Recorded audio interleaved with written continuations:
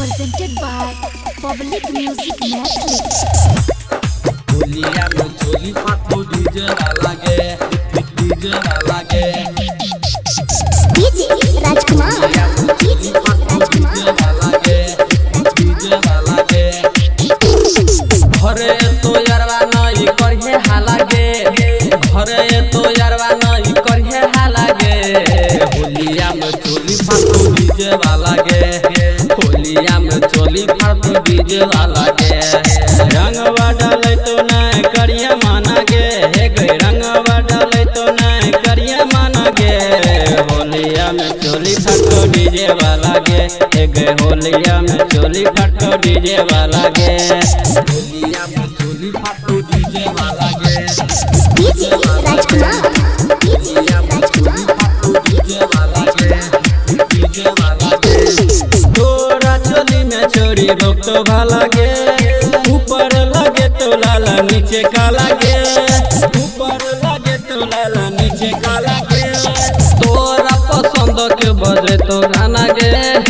ऊपर लगे तो लाला नीचे काला गे नीचे काला गे तोरा पसंद के बजे तो गाना गे हे भाई तोरा पसंद के बजे तो गाना गे होलिया में चोली फाटो डीजे वाला गे होलिया में चोली फाटो डीजे वाला गे होलिया में चोली फाटो डीजे वाला गे DJ Rajkumar DJ होलिया में चोली फाटो डीजे वाला गे डीजे वाला गे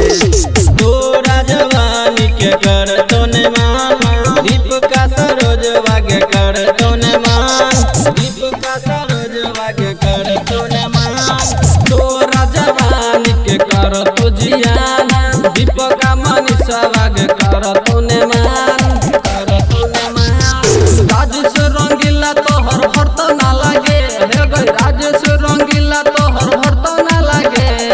होलिया में चोली फाटो डीजे वाला गे होलिया में चोली फाटो डीजे वाला गे